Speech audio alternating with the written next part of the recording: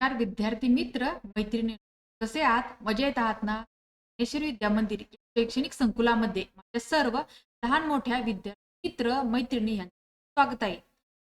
जे विद्यार्थी स्पर्धा परीक्षा ची तयारी करतायत, MPSC, सरळ सेवा, तलाठी भरती या सर्वांसाठी उपयुक्त असं भूगोल GK भूगोलातील काही महत्त्वपूर्ण प्रश्न आपण आज घेऊन आलेलो. आज आपला हा भाग दुसरा आहे. तर हा भाग शेवटपर्यंत पहा आणि हा भाग जर का तुम्हाला आवडला तर भागाला जास्त जास्त शेअर करा आणि चॅनलवर जे नवीन विद्यार्थी मित्र आहेत अशांनी आपल्या चॅनलला सबस्क्राईब करा. चला पाहूयात आज आपण महाराष्ट्राचा भूगोल 50 प्रश्न भाग 10. महत्वाचे प्रश्न आहेत पहा. शेवटपर्यंत व्हिडिओ पहा बरं का. चला पहिला प्रश्न आहे, वितरणाच्या नकाशांचा उद्देश काय असतो? काय आहे? वितरणाच्या नकाशांचा उद्देश काय असतो? तर आहे स्थान व घटकांचे वितरण दाखवणे. वितरणाच्या नकाशांचा उद्देश स्थान व घटकांचे वितरण दाखवणे हा असतो. प्रश्न आहे, नकाशातील टिंब पद्धती कोणत्या घटकांसाठी उपयुक्त असते? प्रश्न काय आहे? नकाशातील टिंब पद्धती कोणत्या घटकांसाठी उपयुक्त असते? तर आहे लोकसंख्या व पशुधन. नकाशातील टिंब पद्धती लोकसंख्या व पशुधन या घटकांसाठी उपयुक्त असते. प्रश्न आहे, क्षेत्रघनी नकाशांमध्ये घटक कशाने दर्शवले जातात? काय आहे? क्षेत्रघनी नकाशांमध्ये घटक कशाने दर्शवले जातात? तर आहे छटा किंवा रंग. क्षेत्रघनी नकाशांमध्ये घटक छटा किंवा रंग याने दर्शवले जातात. प्रश्न, समघनी पद्धत कोणत्या घटकांसाठी वापरतात? प्रश्न आहे, समघनी पद्धत कोणत्या घटकांसाठी वापरतात? तर आहे उंची, तापमान, पर्जन्य. समघनी पद्धत उंची, तापमान, पर्जन्य या घटकांसाठी वापरतात. प्रश्न, नकाशात टिंबाचे मूल्य ठरवताना कोणते घटक विचारात घेतात? काय प्रश्न आहे? नकाशात टिंबांचे मूल्य ठरवताना कोणते घटक विचारात घेतात? तर आहे घनता, नकाशाचे प्रमाण. नकाशात टिंबांचे मूल्य ठरवताना घनता व नकाशाचे प्रमाण हे घटक विचारात घेतात. प्रश्न आहे, समघनी नकाशात समान मूल्ये कशाने जोडली जातात? काय? समघनी नकाशात समान मूल्ये कशाने जोडली जातात? उत्तर आहे सममूल्य रेषा. समघनी नकाशात समान मूल्ये समान रेषांनी जोडली जातात. प्रश्न आहे, क्षेत्र भेटीपूर्वी कोणता नकाशा अभ्यासावा? क्षेत्र भेटीपूर्वी कोणता नकाशा अभ्यासावा? तर आहे मार्ग नकाशा. क्षेत्र भेटीपूर्वी मार्ग नकाशा अभ्यासावा.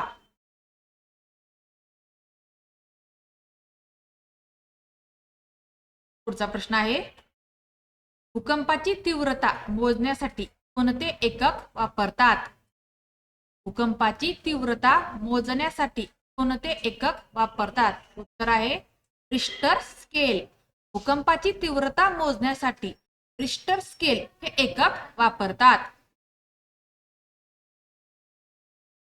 प्रश्न आहे, भूकंपाच्या ऊर्जा केंद्राला काय म्हणतात? भूकंपाच्या ऊर्जा केंद्राला काय म्हणतात? तर आहे भूकंप नाभी. भूकंपाच्या ऊर्जा केंद्राला भूकंप नाभी म्हणतात. प्रश्न आहे, ज्वालामुखीमधून बाहेर पडणाऱ्या तप्त शिलारसाला काय म्हणतात? ज्वालामुखीमधून बाहेर पडणाऱ्या तप्त शिलारसाला काय म्हणतात? उत्तर आहे लाव्हा रस.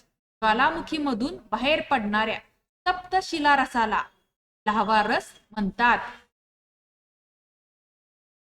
प्रश्न, जगातील सर्वात उंच वली पर्वत कोणता आहे?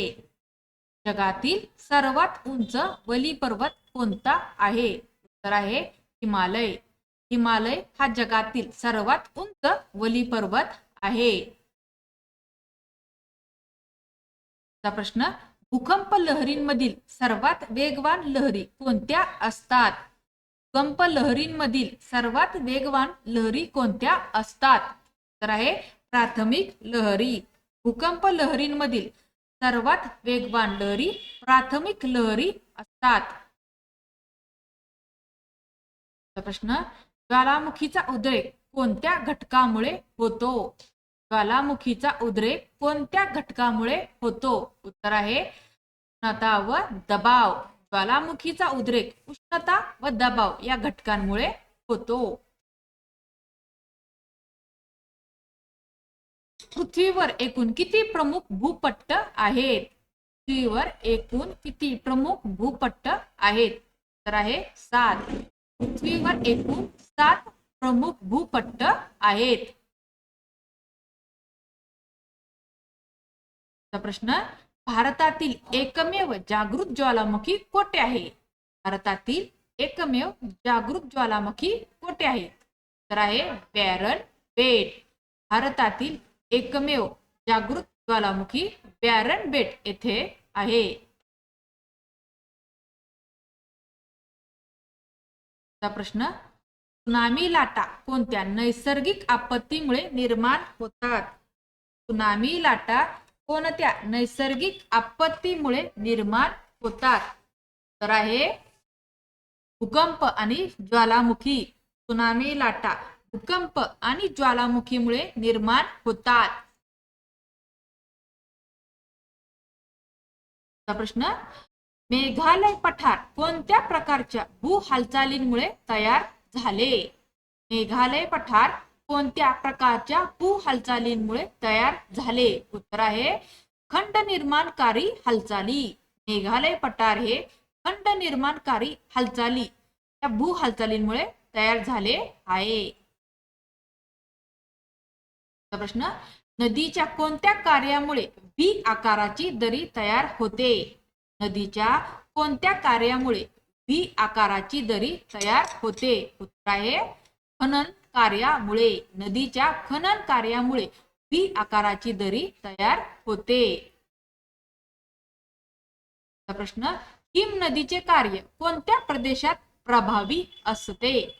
हिम नदीचे कार्य कोणत्या प्रदेशात प्रभावी असते? उत्तर आहे थंड आणि बर्फाच्छादित प्रदेशात. हिम नदीचे कार्य थंड आणि बर्फाच्छादित प्रदेशात प्रभावी असते. प्रश्न, वारा कोणत्या प्रकारचे भूशास्त्रीय कार्य करते? वारा कोणत्या प्रकारचे भूशास्त्रीय कार्य करते? उत्तर आहे खनन, वहन आणि संचयन. वारा खनन, वहन आणि संचयन या प्रकारचे भूशास्त्रीय कार्य करते. प्रश्न, सागरी लाटा कोणत्या प्रकारचे भूशास्त्रीय कार्य करतात? सागरी लाटा कोणत्या प्रकारचे भूशास्त्रीय कार्य करतात? तर आहे खनन, वहन आणि संचयन. सागरी लाटा खनन, वहन आणि संचयन या प्रकारचे भूशास्त्रीय कार्य करतात. प्रश्न, पूरतट म्हणजे काय? पूरतट म्हणजे काय? नदीच्या पूरग्रस्त भागातील गाळाचे संचयन झालेले मैदान. नदीच्या पूरग्रस्त भागातील गाळाचे संचयन झालेले मैदान म्हणजे पूरतट होय. प्रश्न, भूजल म्हणजे काय? भूजल म्हणजे काय? जमिनीत मुरलेले पाणी म्हणजे भूजल होय. जमिनीत मुरलेले पाणी म्हणजे भूजल होय. प्रश्न, कोणत्या घटकांमुळे नदीच्या कार्यावर परिणाम होतो? कोणत्या घटकांमुळे नदीच्या कार्यावर परिणाम होतो? उत्तर आहे उतार, वेग, गाळाचे प्रमाण आणि प्रवाहाची लांबी. उतार, वेग, गाळाचे प्रमाण आणि प्रवाहाची लांबी या घटकांमुळे नदीच्या कार्यावर परिणाम होतो. आहे हिम नदी कोणते मुख्य भूशास्त्रीय कार्य करते? हिम नदी कोणते मुख्य भूशास्त्रीय कार्य करते? तर आहे खनन, वहन आणि संचयन. हिम नदी खनन, वहन आणि संचयन हे भूशास्त्रीय कार्य करते. प्रश्न कोकणात त्रिभुज प्रदेश का नाही? कोकणात त्रिभुज प्रदेश का नाही? उत्तर आहे कारण नद्यांचा गाळ समुद्राच्या प्रवाहाने वाहून नेला जातो. कोकणात त्रिभुज प्रदेश नाही कारण नद्यांचा गाळ समुद्राच्या प्रवाहाने वाहून नेला जातो. पुढचा प्रश्न वृष्टी म्हणजे काय? वृष्टी म्हणजे काय? आकाशातून जमिनीकडे होणारा पाण्याचा वर्षाव. आकाशातून जमिनीकडे होणारा पाण्याचा वर्षाव म्हणजे वृष्टी होय. तिची कोणती प्रमुख रूपे आहेत? ती कोणती प्रमुख रूपे आहेत? उत्तर आहे हिम, गारा, पाऊस. वृष्टीची हिम, गारा, पाऊस ही प्रमुख रूपे आहेत. प्रश्न गारा कशामुळे तयार होतात? गारा कशामुळे तयार होतात?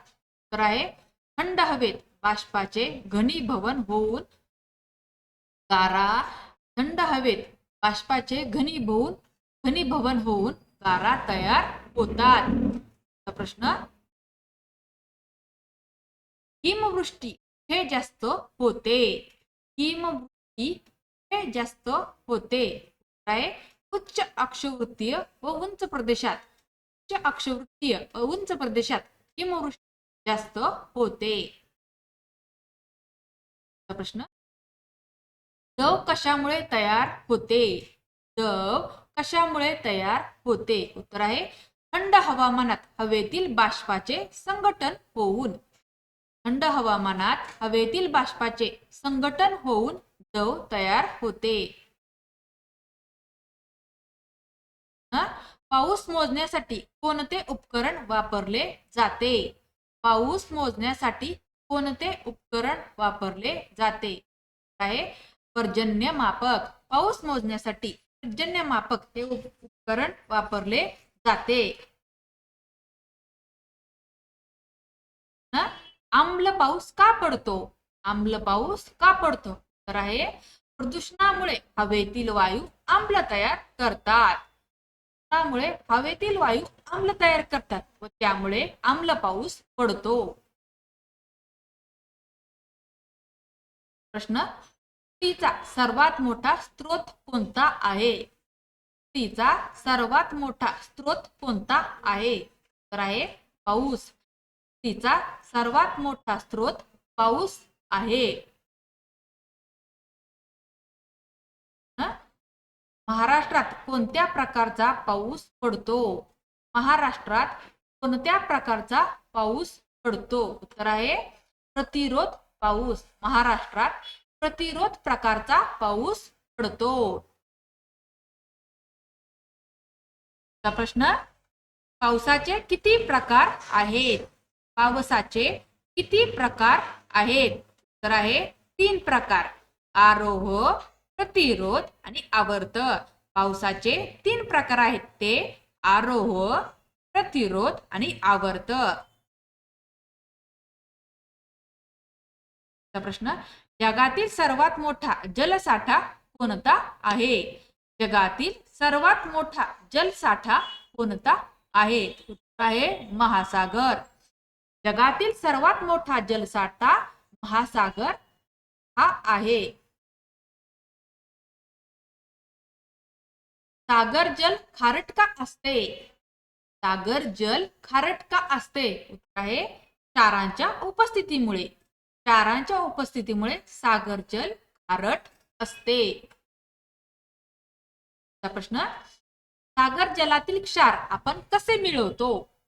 सागर जलातील क्षार आपण कसे मिळवतो? उत्तर आहे मिठागरे व बाष्पीभवन प्रक्रिया करून. सागर जलातील क्षार आपण मिठागरे व बाष्पीभवन प्रक्रिया करून मिळवतो. कोणत्या महासागराची सरासरी क्षारता सर्वाधिक आहे? कोणत्या महासागराची सरासरी क्षारता सर्वाधिक आहे? उत्तर आहे अटलांटिक महासागर. अटलांटिक महासागराची सरासरी क्षारता सर्वाधिक आहे. कोणत्या उपकरणांचा उपयोग सागर जलाची क्षारता मोजण्यासाठी होतो? त्या उपकरणांचा उपयोग सागर जलाची क्षारता मोजण्यासाठी होतो. उत्तर आहे हायड्रोमीटर, रिफ्रॅक्टोमीटर, सॅलिनोमीटर. पहा, हायड्रोमीटर, रिफ्रॅक्टोमीटर, सॅलिनोमीटर या उपकरणांचा उपयोग सागर जलाची क्षारता मोजण्यासाठी होतो. प्रश्न, जागतिक प्रमाणवेळ कोणत्या रेखावृत्तावरून ठरवली जाते? जागतिक प्रमाणवेळ कोणत्या रेखावृत्तावरून ठरवली जाते? उत्तर आहे ग्रीनिच रेखावृत्त. जागतिक प्रमाणवेळ ग्रीनिच 0° रेखावृत्तावरून ठरवली जाते. प्रश्न, भारताची प्रमाणवेळ कोणत्या रेखावृत्तावरून ठरवली जाते? भारताची प्रमाणवेळ कोणत्या रेखावृत्तावरून ठरवली जाते? उत्तर आहे 82.5° पूर्ण रेखावृत्त. भारताची प्रमाणवेळ 82.5° पूर्व रेखावृत्तावरून ठरवली जाते. प्रश्न, जागतिक प्रमाणवेळ व भारताची प्रमाणवेळ यामध्ये किती तासांचा फरक आहे? जागतिक प्रमाणवेळ व भारताची प्रमाणवेळ यामध्ये किती तासांचा फरक आहे? तर आहे 5 तास 30 मिनिटे.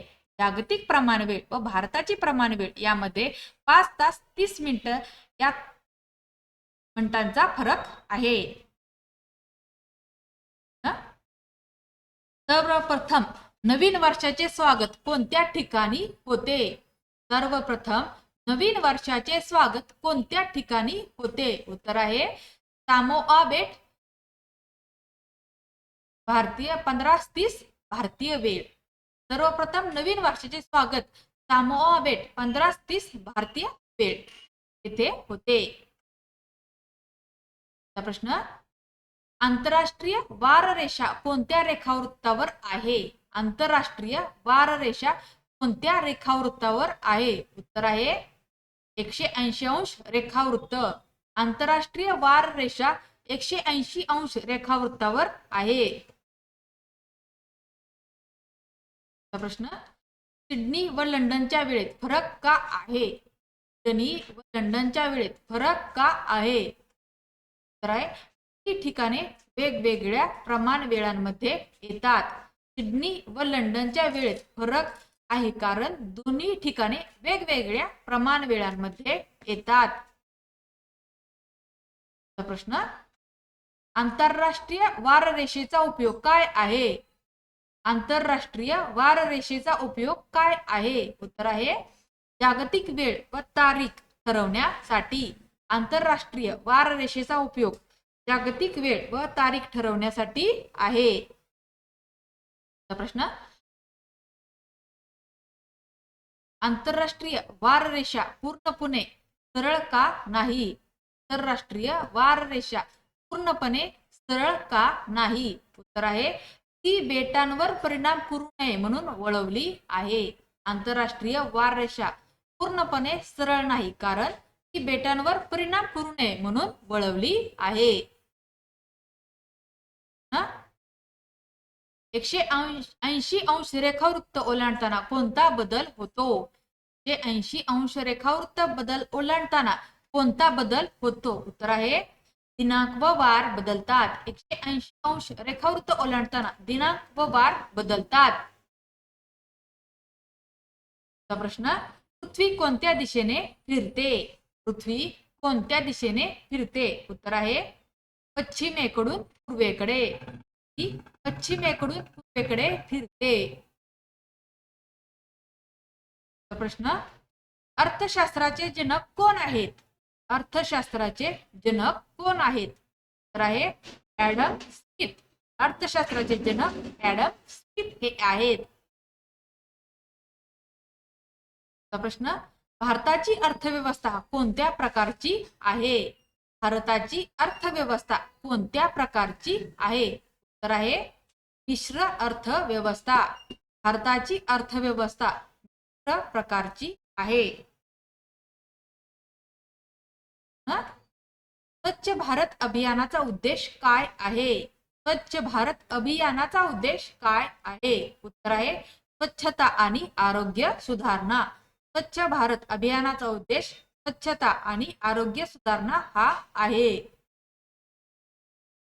प्रश्न, रोरो वाहतूक म्हणजे काय? रोरो वाहतूक म्हणजे काय? उत्तर आहे ट्रकला मालगाडीवर चढवून वाहतूक करणे. रोरो वाहतूक म्हणजे ट्रकला मालगाडीवर चढवून वाहतूक करणे. प्रश्न, हरित छन्न मार्ग म्हणजे काय? हरित छन्न मार्ग म्हणजे काय? उत्तर आहे अवयवदान झालेल्या अवयवांची तातडीने वाहतूक करणे. म्हणजेच हरित छन्न मार्ग म्हणजे अवयवदान झालेल्या अवयवांची तातडीने वाहतूक करणे. प्रश्न आहे, कोकण रेल्वेवर प्रथम कोणती वाहतूक पद्धत वापरली गेली? कोकण रेल्वेवर प्रथम कोणती वाहतूक पद्धत वापरली गेली? उत्तर आहे रोरो वाहतूक. कोकण रेल्वेवर प्रथम रोरो वाहतूक ही वाहतूक पद्धत वापरली गेली.